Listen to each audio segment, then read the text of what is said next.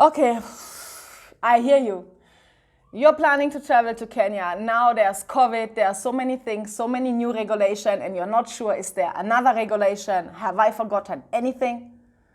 Watch this video. I will take you through step by step all the requirements you need right now to travel to Kenya.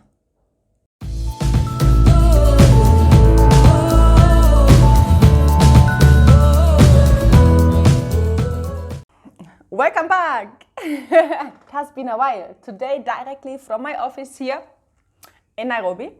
Many of you know, the ones who follow me even on my Instagram @travelwithsinya, that I just recently gave birth to my newborn baby. So for now, I have to stick around until next month. I'll be traveling for a full month. So be excited, stay tuned, subscribe down here below to make sure that you will get all the new travel experience, everything which follows, and you don't miss anything. But today, I thought, because I get so many requests on my Instagram, DMs, comments on my videos about the Kenyan entry requirements. And of course, it's a headache. It's crazy. Even one of my friends just traveled to Kenya recently, and it's all over the same and same and same. So I thought I'd be shooting a video today to take you through the entire process, all the 3 requirements you need, all of them. I take you through to make sure that you will travel with ease. Okay, let's get into it. Little bit of motivation here. Sorry. So, first of all, before we jump into the first one, a question I get asked so many times is about the quarantine. No, you do not have to be quarantined, not unless you are one of the states which is like on the red list, so that you cannot travel to Kenya, obviously. So how to find out if you're on this red list is that I actually did a free Kenya travel checklist for you.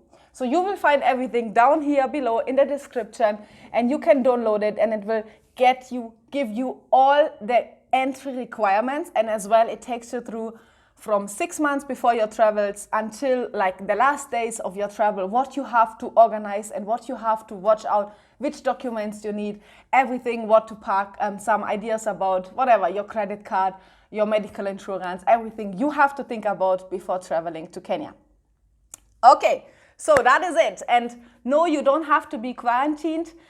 So what happens in Kenya is that if you're not on this list, like with these states which cannot enter Kenya, the other thing is when you arrive at the airport, there is just like, they test you if you have fever. So if you have fever above 37.5 degrees, or if you show COVID-19 symptoms, or if you write in your health surveillance form that you have symptoms, obviously, they will take you to quarantine. Yes, but of course, let's hope that this will not happen. And this quarantine means that it will be approved from the government. But I think, it has never happened to one of my clients, but I think the moment you can prove that you are COVID-free, you can get out of this quarantine, and then you will be free in Kenya. But to make sure that this doesn't happen, please watch the video, and I will take you through all the 3 steps you need to travel to Kenya. So, number 1, let's start with your negative PCR test. So this one is like, a headache for most of us, because you have to go and get tested latest 96 hours before you travel to Kenya. And this test needs to be verified. You cannot just do any test and then come to the airport, to the airline and show, hey, I have the test. No, this does not work at all. So it needs to be verified from the Trusted Travel Initiative. And how this works, as I mentioned already, I have a free Kenya travel checklist down below here. If you sign up, if you download it, it's for free. You will get details and information about this as well. So the moment you get your PCR test done, you will get an email and an SMS. And in this email, you will find a QR code. So you need to print this QR code and bring it. Please bring it in a printed version to the airport, because they will check the QR code. They will go and scan it. They don't accept, usually they don't accept it when it's on your phone or even on your laptop. So please bring it printed. If not, you will have a lot of stress running around at the airport. Maybe you are late already, and then you have to go and print it. Additionally, you don't know where's the next cyber shop and all these things. So make your life easy, print it out, That's step number 1.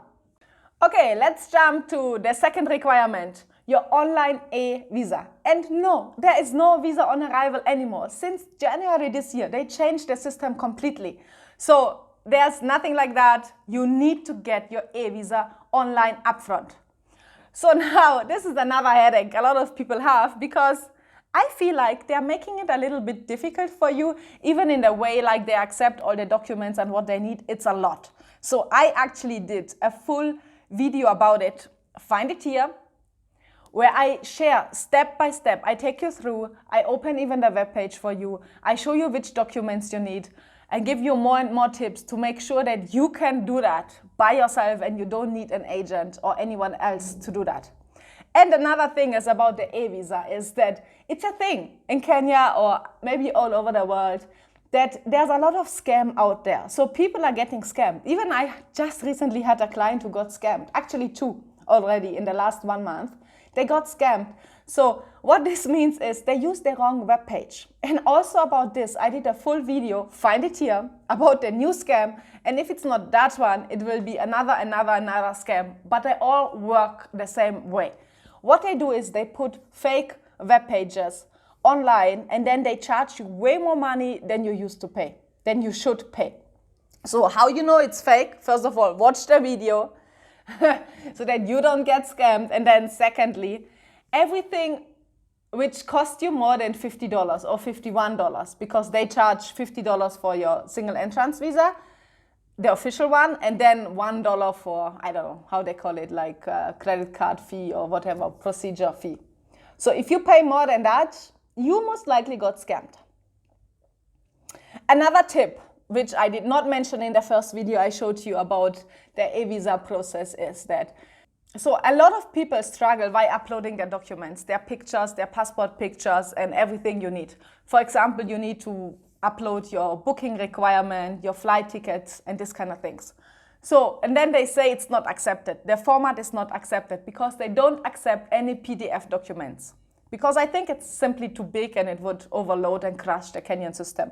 So what you have to do is you have to compress them to make it smaller, the document smaller, to a JPEG version or something like that.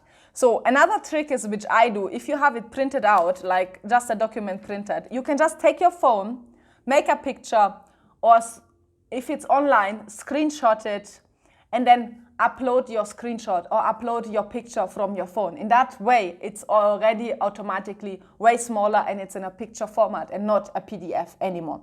And then you will see you can upload it. Another thing is, which a lot of people are like, Senja, how long does the visa take? Also, this question I answer in my video about the visa. But a lot of people think automatically, because you enter your email and everything, it will be sent to your email address. But this is not true. They will not send you your visa to your email. So the moment you have registered, applied for your visa, you got your own account. So you have to go back, log in to your dashboard and check out your dashboard if your visa got approved or not. And that is a very important information, because some people freak out and they already got their visa. It's just that they didn't know it got already approved. And now let's dive into your last step, number 3, your traveler health surveillance form. And this is for all international travelers. You have to apply for it and you have to fill it out online before you travel to Kenya. And the only tricky part about this form is, in advance, before I show it to you directly here on the laptop, how it looks like and which information you need, is that you actually need to have booked already your flight ticket and you need to have your flight seat number, because they will ask for it and you can't approve it, like you can't send it if you don't have your seat number. So you need to go and do your online check-in before you actually fill out this form. And also this form, please go get it and print it. But let's dive into it and I show you right now what you need for this health form.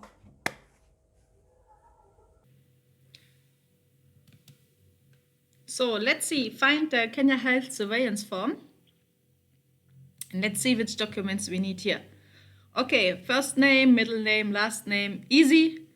Gender, date of birth, easy. Nationality, country of origin, arrival in Kenya. Okay, all that is easy, good to go.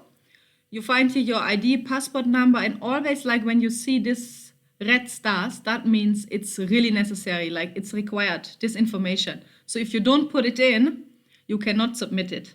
Your airline flight number, and here, as you can see, you even need your seat number. So if you don't have it, now this is a problem because you cannot send it. So you have to go and register online for your flight. Yeah, here, if you have fever, of course, you have to click you don't have it. If you write you have it, you will most likely not get it, and you will have to get quarantined in Kenya. Yeah, but that's basically it. They even ask if you feel feverish. That's funny. If you have coughing, they just want to know all your symptoms. And yeah, your next of kin, your emergency contact number and name. But also this one, it's not obligatory. So you can choose to write this or not. And then you simply send it. That's it. Don't yet switch off, don't yet watch another video, because there's one more thing. You have to know while you're traveling inside Kenya and you maybe want to catch a flight, maybe you want to go from Nairobi to Diani Beach or somewhere else in Kenya with an airplane. One more form you have to fill. Check out this video to get to know everything about this one. So for everyone who is still here, thank you so much for watching it up to the end. And what I do as my profession as well, here in Kenya, I'm a travel consultant, and I can help you as well planning your trip to Kenya. So if you have any questions about your itinerary, like you are not sure like on where to go, how to combine, and how to get a cultural experience, or whatever your question is, I can help you to answer it and to find a solution to make sure that you are travel confident and safe. So if you're interested, you can write me an email, travelwithsinja@gmail.com, or you can just find me on my social media, DM me, especially in Instagram, @travelwithsinja. Yeah, or comment down here below. And that's it already. I'm super excited seeing you guys for my next video. Bye!